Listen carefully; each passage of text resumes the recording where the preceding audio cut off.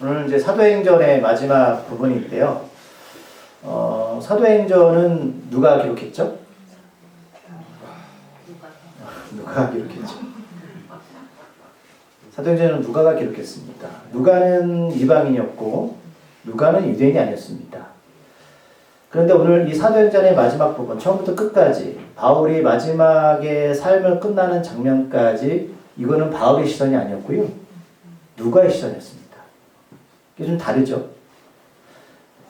제가 제 자신을 바라보는 인생과 남이 나를 바라보는 시선과 하나님이 저를 바라보는 시선은 분명히 다를 수밖에 없습니다. 왜냐하면 우리는 나를 객관화시킬 수 있는 능력이 전혀 없습니다. 우리는 나를 보면 약점은 숨기고 좋은 것만 내보내려고 하고 또는 내가 하고 싶은 걸 위해 살고 하나님의 일보단 개인적인 일에 더 치중할 때가 많기 때문입니다. 그런데 오늘 누가가 사도행전을 기록하면서 오늘 마지막 부분에서 저는 오늘 본문을 준비하면서 물론 이 본문 가지고 전에도 설교를 했지만 좀 다른 시선으로 바라본 게 뭐냐면 누가는 바울을 어떤 시선으로 이 사도행전을 마무리할까라는 제가 그 심정으로 오늘 본문을 준비하게 되었습니다. 그 시선으로 바라보니까 좀 다르게 다가오더라고요. 누가는 끝까지 바울과 함께 했던 사람이었습니다. 그거는 바울 입장에서는 좋을 수도 있고 좋지 않을 수도 있습니다. 왜냐하면 여러분 사람은 신비감이 좀 있어야 돼요. 신비감이 뭔지 아십니까? 그 사람이 가지고 있는 약점이나 어려운 점을 드러내는 것은 좋은 게 아닙니다. 왜냐하면 사람들은 죄인이기 때문에 그런 시선들을 다 좋게만 바라보지는 않습니다. 그래서 제가 뭐 이런 비유는 그렇지만 목사님들도 약간 신비감이 있어야 되거든요. 예. 신비감이 없으면 별로 재미가 없습니다. 그러니까 여러분들이 신비감 느끼려면 좀 교회 있는 교회 가시면 그 신비감을 굉장히 많이 느낄 수 있는 게 그분들은 내가 원하는 신방 날짜에 맞춰줄 수도 없고요. 그 다음에 그분들을 만나기는 굉장히 쉽지가 않습니다. 어떤 데는 비서실을 통해서도 가야 되고 이런 교회 가야 좀 신앙생활을 좀 할 수 있습니다. 이런 우리 같은 교회는 적나라하게 모든 것들이 이렇게 드러나기 때문에 은혜를 받기보다는 정죄가 더 나갈 수도 있습니다. 그런데 오늘 누가가 끝까지 로마까지 바울이 죽을 때까지 그 사이 누가가 함께 했다고 하는 것은 서로 관계가 항상 좋을 수는 없었다고 생각을 합니다. 그래도 불구하고 어떤 이들은 바울을 떠났지만 오늘 마지막 장면까지 오늘 누가 기록한 것을 보면 누가는 바울의 연약한 모습까지 바라봤고 때로는 잘한 모습도 바라봤고 때로는 마음에 드는 모습도 바라봤고 마음에 들지 않는 모습도 바라봤을 겁니다. 그리고 아시겠지만 누가는 의사였어요. 그래서 바울이 하나님께 너무 아파서 고쳐달라고 3번이나 기도했지만 고침을 받지 못할 정도의 그런 육체의 연약함도 누가는 다 수용했습니다. 그러면서 오늘 사도행전의 마지막 부분에서 누가가 바라본 바울은 어떤 인생의 마감을 했을까라는 거죠. 저는 우리 인생도 비슷하다고 생각합니다. 여러분들 우리는 어떻게 우리의 삶을 정리하고 마감하고 또 하나님께서 우리를 바라보실까라는 거죠. 우리가 그걸 좀 살펴보고자 합니다. 자, 잘 아시겠지만 오늘 바울은 다메섹에서 예수를 만나고 나서 수많은 과정들을 거쳤습니다. 그리고 나서 그는 하나님의 예언과 하나님의 약속대로 로마까지 왔습니다. 자, 로마까지 왔을 때 누가가 바라본 바울은 어떤 모습이었을까요? 그의 인생은 여러분 그렇게 우리가 볼 때 재미있는 인생 사는 인생은 아닙니다. 그리고 누가도 나름대로 내가 왜 여기까지 왔을까라는 그런 회의감도 들었을 거예요. 자, 그런데 오늘 바울이 로마에 있으면서 무슨 일을 하냐면 오늘 17절과 18절까지 보면 좀 비루한 이야기를 합니다. 비루한 게 뭐죠? 아니 어떻게 저렇게 자기 변명을 하지? 라는 이야기를 합니다. 자, 바울이 로마에 가자마자 17절 보니까 유대인 중에 높은 사람들 부릅니다. 그렇다면 로마의 안에서 예수를 모르는 꽤 높은 유대인들이 있었다는 것이죠. 예, 이 사람들은 뭐 여러 가지 방법으로 높은 자리에 올라갔을 겁니다. 부도 축적했을 거고 권력의 자리에 올라갔을 겁니다. 그러면 아시겠지만 바울은 시민권을 갖고 있었잖아요. 근데 왜 유대인들을 청할까 보면 2절에서 이렇게 하게 됩니다. 먼저 자기가 왜 로마에 끌려왔는지에 대해서 변명을 합니다. 변명은 구차하죠. 변명 잘 하시나요? 굳이 사람들 앞에서? 내가 이런 것들에 대해서 왜 해야 됩니까?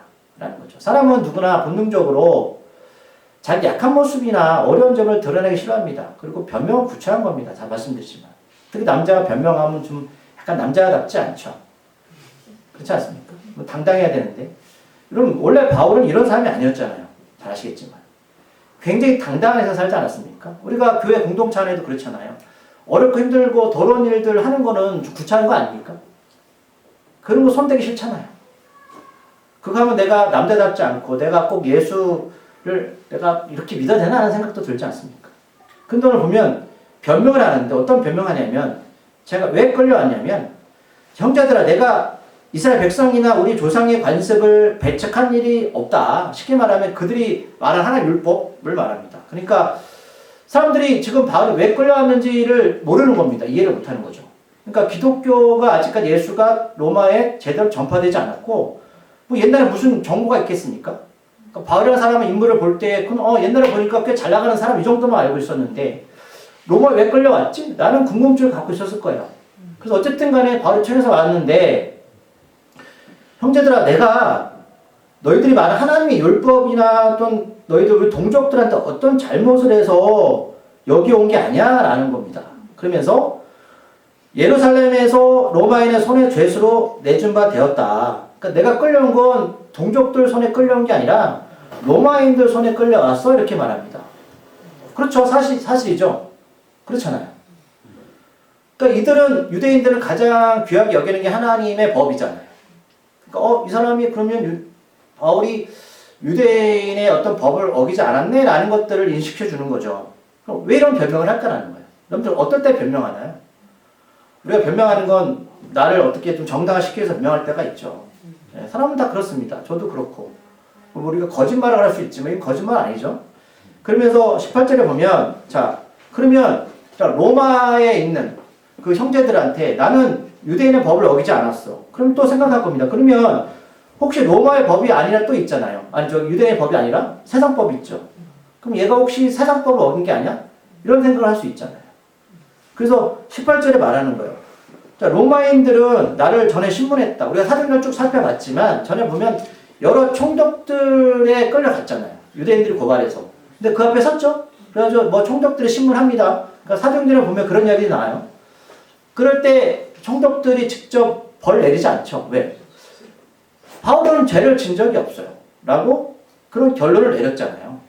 이건 형사법입니다. 그래서 나도 그들한테 죽일 죄가 나는 세상적으로 죄 지은 게 없었고 그들은 도리어 총독들은 나를 석방해 줬어 라는 게 18절의 말씀이에요. 그러니까 17절과 18절 내용은 뭐다? 내가 여기 끌려온 건 하나님의 법도 어긴 적이 없고 그 다음에 세상의 법도 어긴 적이 없어 라는 걸 그들한테 변명을 합니다. 우리가 복음을 전할 때 때로는 참 이렇게까지 해야 되나 라는 생각이 들 때가 있지 않으세요? 근데 여러분 하셔야 됩니다.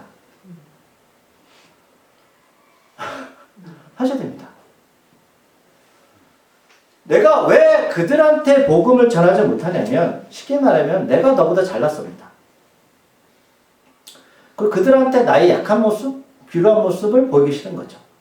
그런데 오늘 이렇게 바울이 그 로마에 있는 유대 인들 중에 괜찮은 사람들을 부른 이유는 이렇게 변명하는 이유는 자기가 죄 없음을 굳이 이렇게 말하는 이유는 나는 잘났어라고 말하는 게 아니지.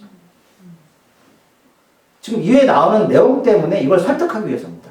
왜요? 사람들은 여러분들 복음 전할 때 왜 상대방들이 우리의 복음을 왜 신뢰하지 않을까요? 이유는 간단합니다. 우리의 삶이 그들이 볼 때 나보다 더 나쁘게 살고 있는데 또는 그들이 볼 때 저 사람은 신뢰할 수 없어 라는 그런 생각이 들면 우리가 예수를 전하면 그들이 믿을까요? 예수를? 그들은 예수를 알지 못합니다. 오늘 유대인들도 예수를 몰라요. 내 삶이 하나님과 동떨어진 인생을 살면서 그들한테 복음을 전하면 그들이 우리가 잘하는 말들이 있죠. 제가 몇 번 하셨어요. 너나 잘하세요 라는 거죠. 그러니까 사람들은 왜 착하게 살아야 됩니까? 뭐 이런 얘기를 하는데 우리가 천국 가기 위해서 착하게 사는 건 아닙니다. 여러분 착하게 산다고 해서 오해하지 마십시오. 내가 당하면서 착하게 살라는 말씀이 아니라 오늘 바울이 이토록 자기 어떤 삶에 대해서 변명하는 이유는 뒤에 나오겠지만 복음 때문에 그렇습니다. 왜 사람들 오해할까 봐. 네가 오늘 로마까지 끌려온 거는 하나의 법을 어겨서 그래. 또는 세상 법을 어겨서 그래. 뭐 이런 사람이 복음을 전하면 사람들이 예수를 믿겠습니까? 믿지 않을 거 아닙니까? 그런데 하나님 왜 이런 상황을 왜 만드셨냐고요. 그리고 누가가 이런 바울을 보면서 어떤 생각이 들었을까요? 야, 바울이 이렇게 망가졌어. 내가 알던 바울은 기세가 등등해서 정말 인정받던 사람이었는데 예수 믿고 나서 이렇게까지 사람들 앞에서 자기 구차하게 변명하는 삶이 되었나? 라는 생각도 했을 것 같아요. 그러고 나서 19절에서 뭐라고 말하냐면 읽어볼까요?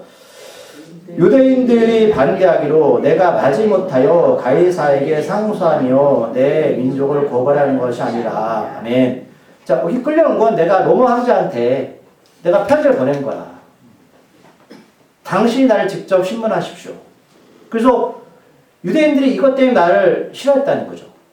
여러 가지 복음 때문에. 내가 여기까지 온 거야. 근데 내가 온 것은 너희들 유대인들을 황제한테 고발하려고 하는 게 아니야. 나는 그런 것, 나 어떤 개인적인 일 때문에 내가 여기에 온 게 아닙니다. 난 죄가 없어요. 형제들이요. 이렇게 말하는 겁니다. 그러면 거기에 있는 많은 사람들이 바울 이야기를 듣고 어떤 사람은 믿을 수도 있고 어떤 사람은 믿지 않을 수도 있겠죠. 왜냐면 우리가 복음을 전한다면 사람 다 믿을까요? 먼저 그럴 겁니다. 우리의 삶을 바라보면서 우리를 먼저 신뢰하면 복음을 들을 수도 있고 우리 삶이 아니면 아닐 수도 있고 뭐 그거는 사람마다 다양하게 반응할 거예요. 그래서 그러면 내가 왜 이곳에 왔고 오늘 누가가 바울의 인생을 바라봤을 때 도대체 바울이 예수 믿고 나서 그가 지금까지 살았던 인생의 목적과 방향 도대체 뭘 그렇게 바울은 소중히 여기냐는 거예요. 누가 바라본 바울입니다. 20절 말씀 읽어볼게요. 이러므로 너희를 보고 함께 이야기하려고 청하였으니 이스라엘의 소망으로 말미암아 내가 이 쇠사슬에 매가 되었다. 아멘. 20절에서 유대인 가운데 높은 사람들 부른 이유가 명확하게 기록되어 있습니다. 자, 내가 너희들을 이곳에 함께 청한 게 뭐냐면 하나님이 구약 때부터 기록하셨던 이스라엘의 소망이라는 겁니다. 그러면 하나님이 이스라엘 소망이 뭔 소망을 주셨나요? 어떤 소망입니까? 잘 먹고 잘 살아라? 나도 있겠죠. 예수 그리스도입니다. 부활입니다. 하나님께서 그렇게 우리가 창세 때부터 성경에 기록했고 많은 선지자들과 사람들을 통해서 말씀하셔야 했던 메시아 그 예수께서 십자가에 죽으시고 우리 죄 때문에 다시 사셨습니다. 이 소망을 내가 너희들한테 전해주고 싶어서 여기까지 온 거야. 그것 때문에 내가 쇠사슬에 매여있다. 내가 이렇게 감옥에 이렇게 갇혀있다라는 겁니다. 물론 이 감옥은 우리가 생각하는 그 감옥이 아니고요. 감옥에 이렇게 나오지 못하도록 막고 있는 겁니다. 그러니까 누가가 바라본 바울은 이거예요. 저 사람이 내가 본 바울 저렇게 아프고 힘들고 내가 볼 때는 저거 예수만 버리면 좀 잘 살 수 있었을 텐데 저 사람이 왜 이렇게까지 살았냐. 뭐라고요? 이스라엘 소망 때문에 그랬다는 거예요. 누가가 바라본 바울의 인생입니다. 이거밖에 없어요. 하나님께서 우리를 이 땅에 살아가게 하는 이유, 내가 지금 예배 드린 이유, 우리가 어디로 가고 왜 내가 어떻게 살아야 되냐, 모든 것들은 이겁니다. 하나님의 소망, 예수 그리스도, 생명, 이것 때문에 내가 매였다는 겁니다. 누가가 바라본 바울의 마지막 모습입니다. 우리가 살아가는 여러분 삶은 뭐죠? 우리가 생각하는 세상의 삶, 내가 원하는 삶 있죠. 굳이 내가 바울처럼 쇠사슬에 매일 필요는 없죠. 그러나 때로는 하나님께서 우리한테 물어보십니다. 김 목사, 너 복음 때문에 쇠사슬에 매일 수 있어? 그게 단순하게 육체적인 매임이 아니고요. 때로 내가 예수 때문에 어떤 것들을 복음 때문에 내 그걸 좀 미뤄두고 하나님을 위해서 내가 세상을 살아가겠다는 그런 삶의 고백이라는 거죠. 근데 그런 것들 내가 전혀 신경 쓰지 않고 전혀 의식하지 않고 여러분 살아가는 게 죄는 아니지만 때로 하나님께 우리한테 그것들을 요구할 때도 있다는 겁니다. 왜요? 내가 너한테 은혜를 줬잖아. 내가 너한테 예술적 생명을 줬잖아 라는 겁니다. 누가가 바라본 바울입니다. 이스라엘 소망. 이것 때문에 비참하게 지금 변명하는 겁니다. 예수 믿으시면 안 되시겠어요? 난 당시 예수 믿기를 바랍니다. 내가 왜 저 사람한테 굳이 내가 그런 것들을 내가 보여줘야 되냐라는 겁니다.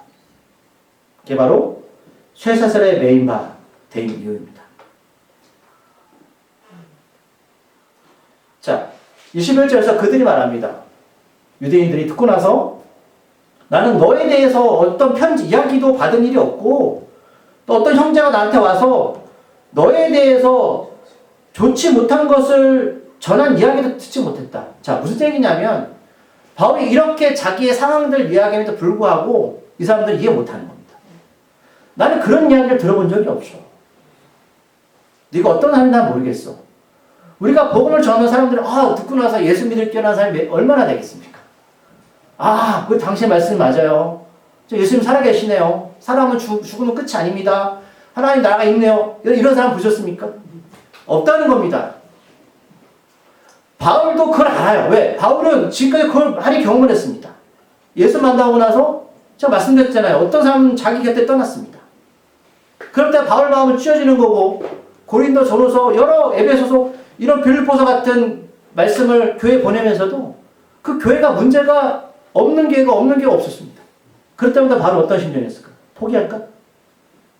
내가 수없이 이런 상황 가운데 복음을 전하고 교회를 양육하고 그리고 내가 정말 내 몸을 불살랐지만 그들 가운데 과연 모든 이들이 예수를 따랐을까? 그렇지 않습니다.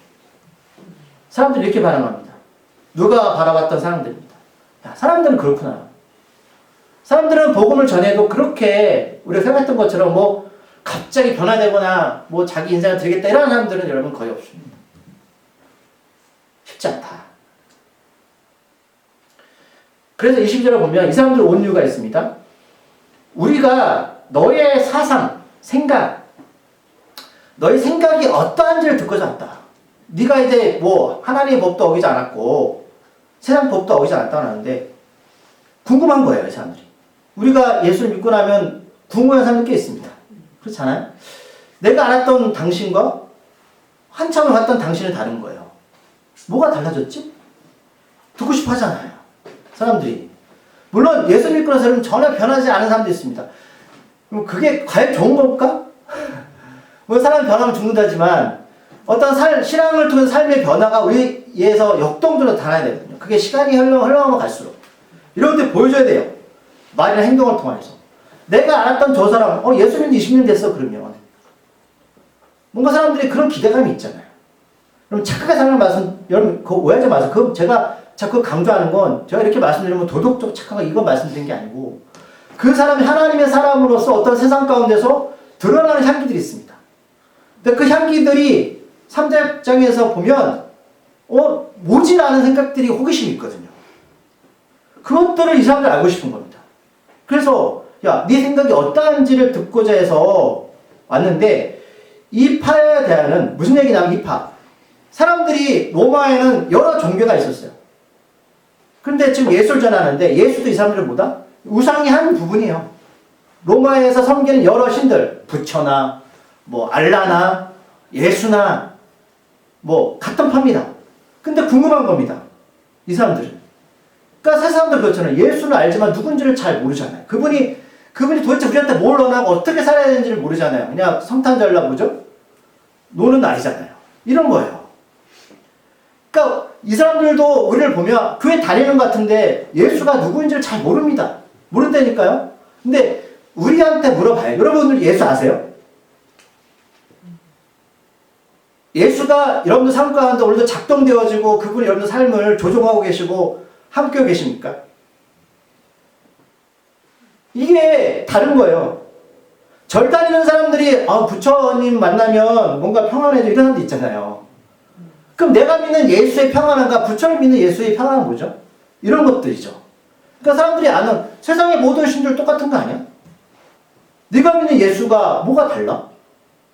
그러니까 이 파에 대해서 내가 어디선지 반대를 받는 줄 알기 때문에 그러니까 네가 전하는 복음 배척 계속 강했다는 거예요. 내가 듣기로는 너 예수 전하는 것 같은데 사람들도 알아요. 야, 너 예수 믿으면서 많은 배척을 당했네. 이걸 알았던 것 같아요. 그러니까 바울이 뭐가 잘 되어져서 알고자 하는 게 아니라 궁금한 겁니다. 여튼간에 네가 아는 예수를 막 네가 여기까지 왔는데 너 지금까지 십자가 인생 살았잖아. 뭐 때문에 그런 거야 사람들이? 왜 싫어해? 너를? 이런 거예요. 그래서 23절에 보니까 어떻게 해요? 그들이 날짜를 정합니다. 무슨 얘기예요? 이들이 한 번만 온 게 아니고 여러 번 걸쳐서 계속 온 거예요. 그래서 그가 유숙하는 집에 많이 왔다. 굉장히 궁금하죠. 사람들이 그러면 그런 거예요. 이 복음에 대해서 사람들이 알고 싶어 하는구나. 알고 싶어 하는데 문제는 뭐냐면 가르쳐주는 사람이 없다는 거예요.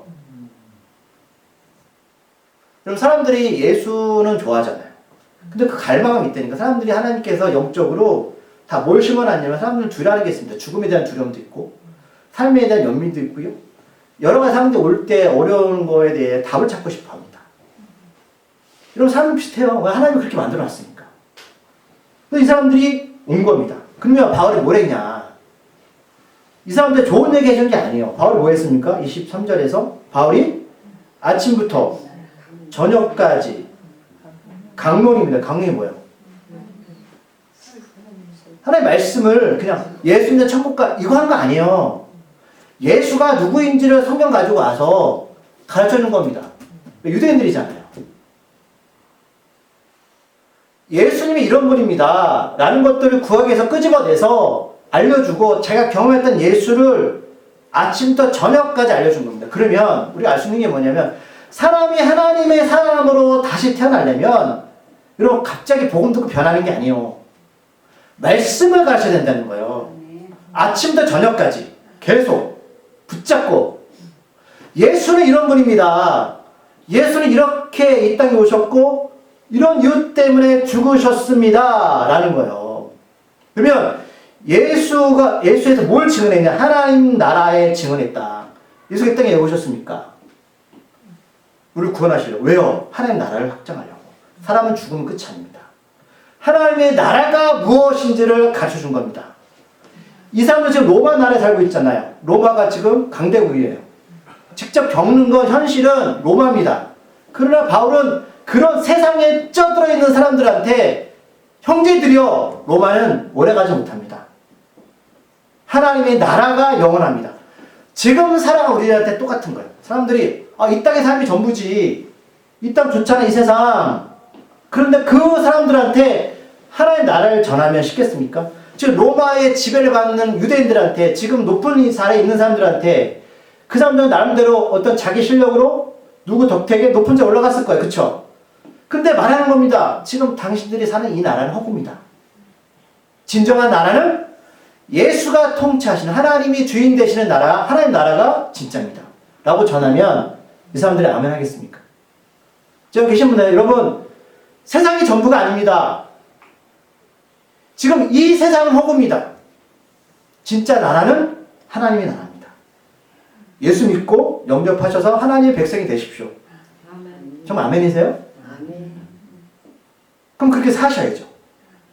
이런 말들을 하면 잘 믿겠냐 이거예요, 사람들이. 지금 믿나요? 얼마나 힘들었겠습니까?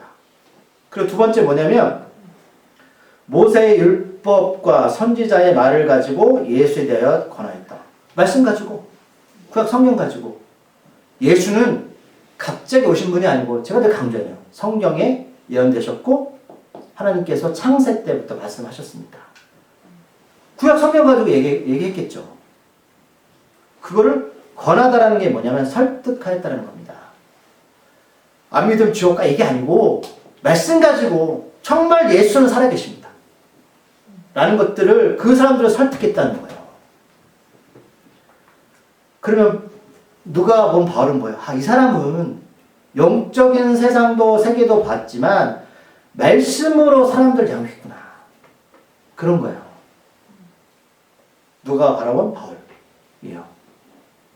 그러면 사람들이 믿고 다 믿었을까요? 자, 24절 말씀 읽어볼게요. 그 말을 믿는 사람도 있고 믿지 않는 사람도 있어. 아멘. 맞아요.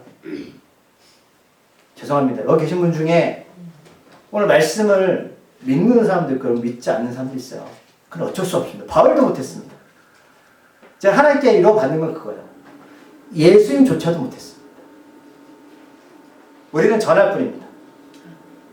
믿는 사람도 있고 믿지 않는 사람도 있었다. 그러면서 25절 보니까 서로 맞지 아니하여. 서로 막 싸우는 겁니다.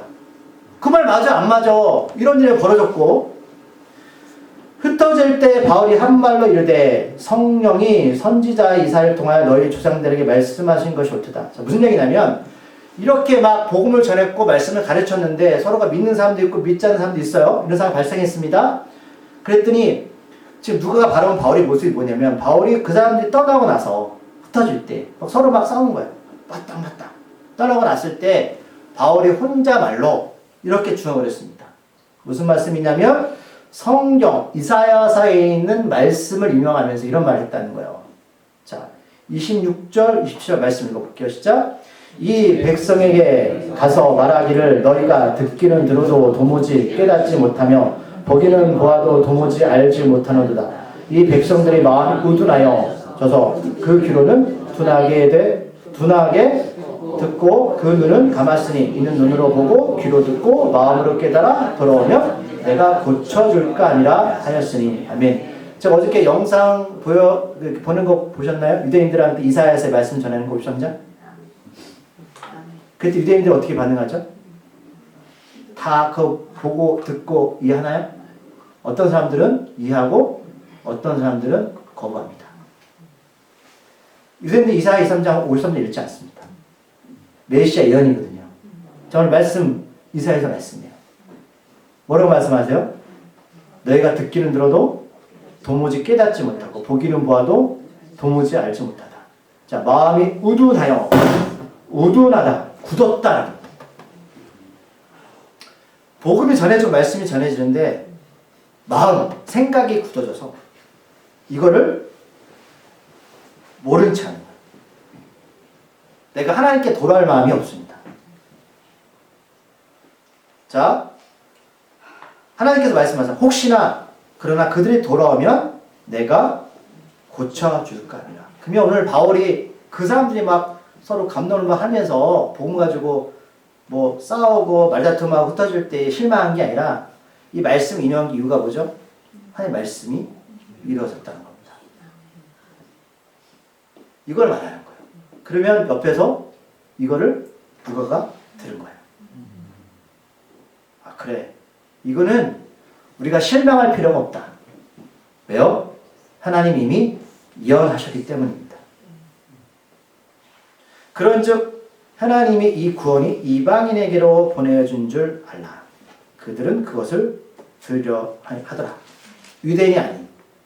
아무리 지금 이사야 53장 읽어줘도 지금 이해 못하잖아요. 우리는 알잖아요. 그게 누군지 알잖아요.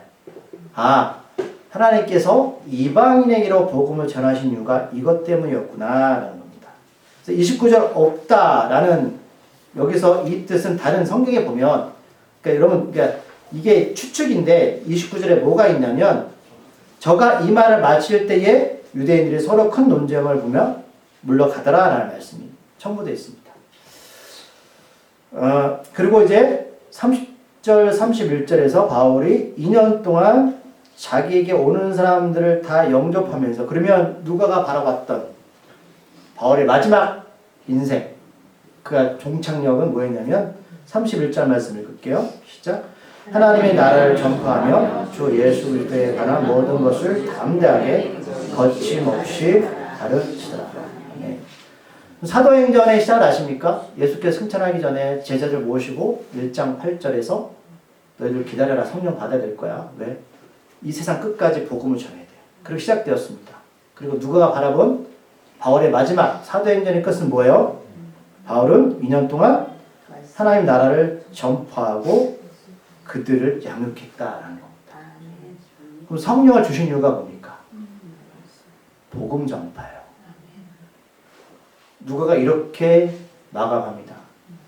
성령 받지 아니하면 하나님의 자녀가 아니죠.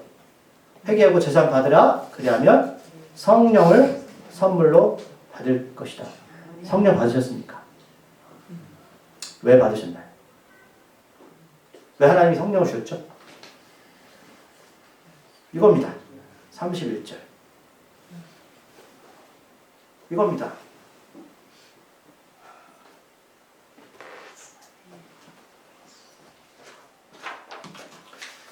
예수 믿는 게 때로는 구차하고 변명거리가 되고 비교할 때가 있습니다.